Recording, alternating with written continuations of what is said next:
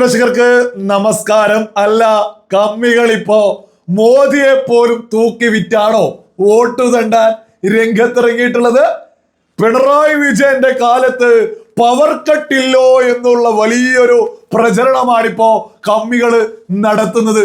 അതിന് നേതൃത്വം കൊടുക്കുന്നത് തന്നെ അരുൺകുമാർ, ആന്റോ അഗസ്ത്യന്, ഇവരൊക്കെ വലിയ ചർച്ചകൾ നടത്തുക.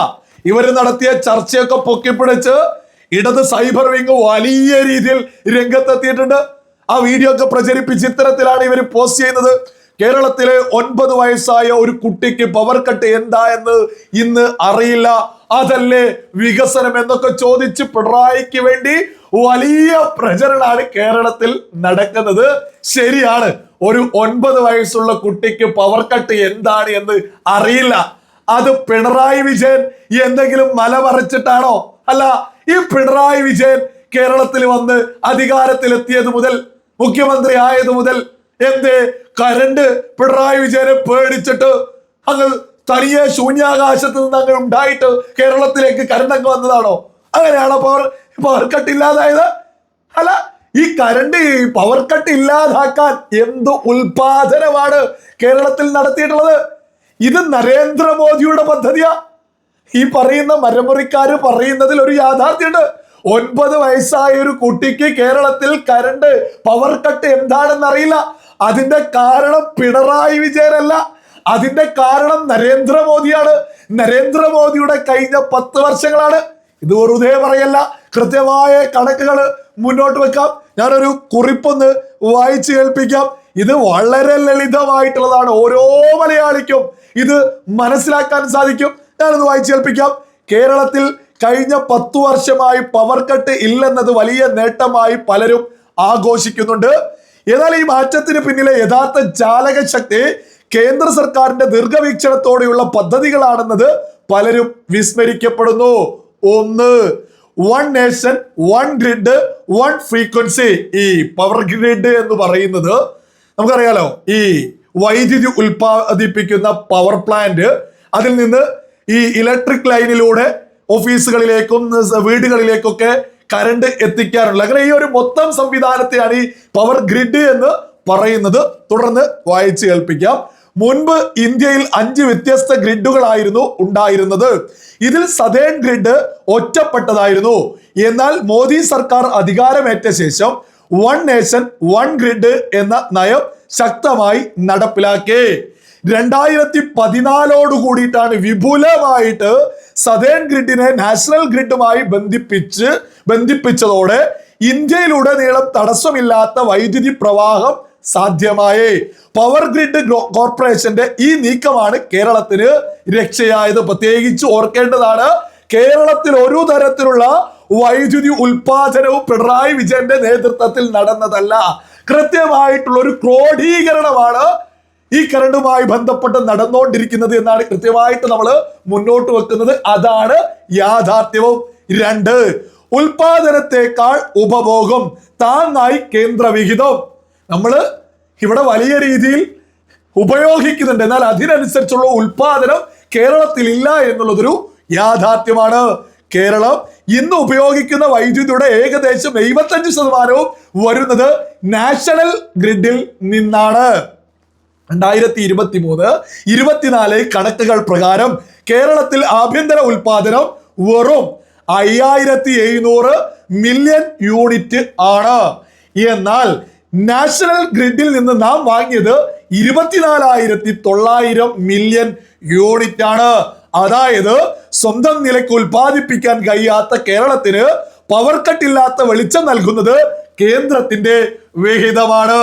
വളരെ വ്യക്തമാണ്. പിണറായി വിജയൻ നമ്മുടെ കേരളത്തിൽ മുഖ്യമന്ത്രി ആയതു മുതൽ ഇവിടെ ഒരു തരത്തിലുള്ള പുതിയ കരണ്ട് ഉൽപ്പാദിപ്പിക്കുന്ന സംവിധാനങ്ങൾ കെട്ടിപ്പടുത്തിട്ടില്ല.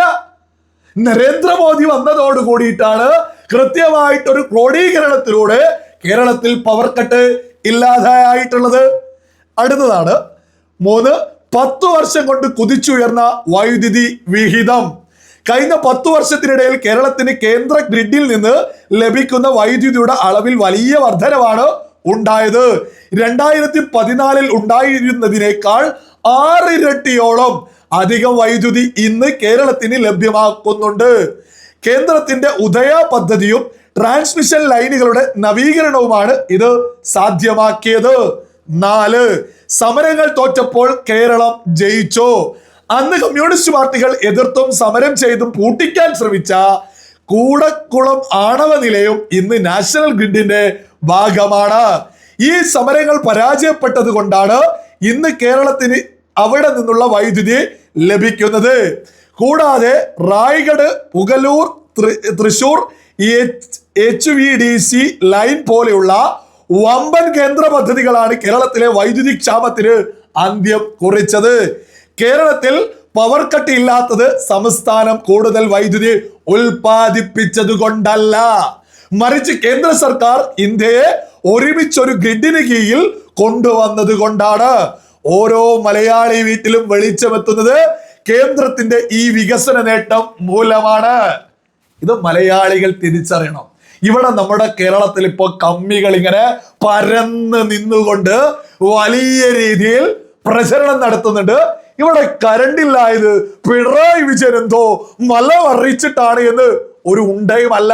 അല്ലെ, പിണറായി വിജയൻ അങ്ങ് അധികാരത്തിൽ മുഖ്യമന്ത്രി ആയപ്പോഴേക്ക് ശൂന്യാകാശത്ത് നിന്ന് അങ്ങ് തനിയെ കരണ്ട് അങ്ങ് ഉൽപാദനം നടന്നു എന്നാണോ ഇവന്മാര് പ്രചരിപ്പിക്കുന്നത്? വളരെ വ്യക്തമാണ്. മറ്റ് സംസ്ഥാനങ്ങളിൽ ഉൾപ്പെടെ സമരങ്ങളിൽ കമ്മ്യൂണിസം ഇല്ലാത്ത സ്ഥലങ്ങളിൽ വ്യക്തമായിട്ട് സകല സൗകര്യങ്ങളും ഡെവലപ്മെന്റും നടക്കുന്നുണ്ട്.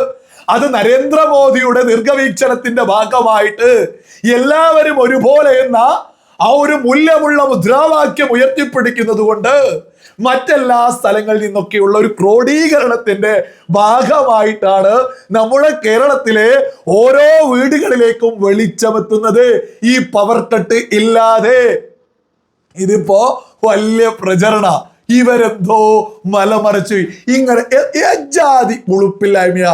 സ്വന്തമായിട്ട് എന്തെങ്കിലും ചെയ്ത ഒരു കാര്യം പൊക്കിപ്പിടിച്ചിട്ട് ഈ വോട്ട് തണ്ടാൻ ഇറങ്ങിക്കൂടെ? ഈ ഇടതുപക്ഷത്തിന് 10 വർഷമായില്ല അവര് ഈ കേരളം ഭരിക്കുന്നത്.